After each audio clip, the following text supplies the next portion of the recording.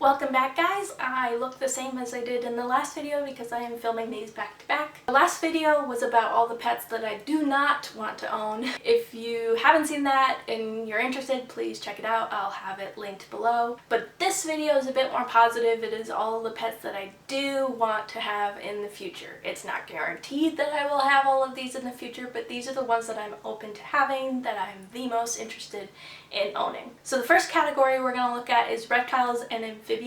I personally think that the next animal species that I will have will be snakes. I'm going to wait until after all of my rodents have lived their full lives and have passed away. So it's going to be a while, but I think that snakes will be my next pet. I would like to start off with a corn snake because everything that I've heard about them is that they are the best beginner snake. They are so easy to own. They are beautiful, they are a nice size, they are docile. I've met and interacted with a lot of them and I love them so much. In a similar vein to that would be the Mexican black king snake. Corn snakes and king snakes are in the same family called colubrids. They are generally known to be very easy to care for. I really want a ball python. I think that I will end up with a ball python after I've had a corn snake and a king snake. Not like when they reach the end of their life, because they can live to like 20 years.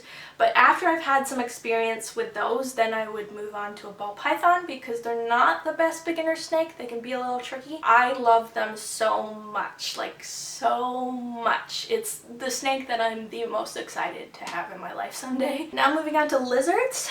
There are two lizards that I'm interested in that are more high maintenance, they're not beginner pets, and that would be the bearded dragon and the blue-tongued skink. I think they're both amazing creatures. I'm especially into bearded dragons. I think their personalities are amazing. They're not like on high end, like they could probably be a good intermediate level pet. But they are expensive, they require a lot of care, they require a big space. So I'm not convinced that I'll have these in the future, but I do really love them, and if I were to get a more high maintenance reptile, it would be one or both of those. I love geckos. Geckos are my favorite type of lizard. Crested geckos are my personal favorite. I have 3 of them currently. I find them incredibly easy to care for, so I am always going to be open to more crested geckos in the future. But other geckos I'm interested in are also, there's 2 types that are from the same region as crested geckos, which is New Caledonia, and those are the gargoyle gecko and the Chihuahua gecko. I think they're both so cool. I think I'm more interested in the gargoyle gecko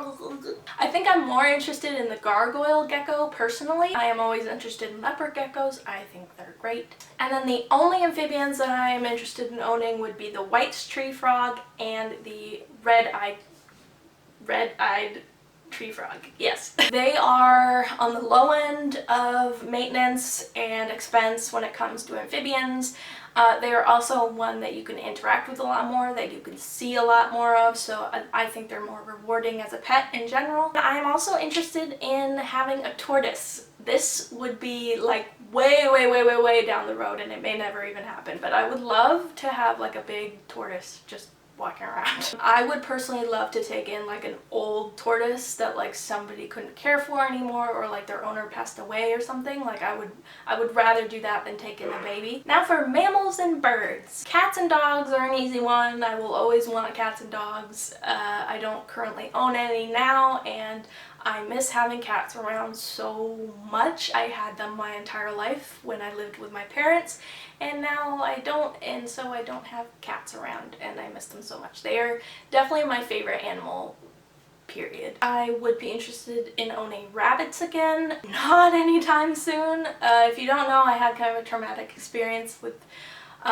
mine in the past. The 2 that I wanted to keep for myself, the rest were fosters, but there were 2 that I absolutely fell in love with and was committed to having them for the rest of their lives, and they ended up both dying very young, unexpectedly. It was traumatic. I'm hesitant to get them again, but I love them so much. An unusual animal that I'm like determined to get someday is a skunk. You cannot obviously own wild skunks, and it depends where you live if skunks are even legal for you to have as pets. I love them. I think they are wonderful. And then for birds, my top like, if I were to get a bird, this is definitely the bird I would get, is a cockatiel.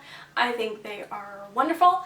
Their personalities, everything about them, like, I love them so much. Other ones that I'm like open to but not like committed to getting would be like budgies, lovebirds, parrotlets, canaries. Now I'm moving on to farm animals, because if there's one thing you need to know about me, it's that my lifelong dream has been to live on or own, or both, a farm. I want at least one horse.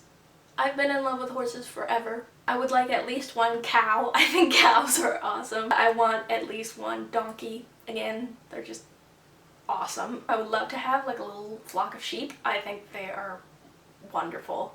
And in the same sort of flock, it would be super cool if I could have goats and alpacas in there as well. I'm open to pigs. I would particularly want like mini pigs. I am interested in having chickens and ducks. Both of those are wonderful and I love them. In my last video I said that I don't want to own any insects, and that is true except for one exception, and that is bees. I think it would be super cool if I had a large farm property to have some beekeeping going on it.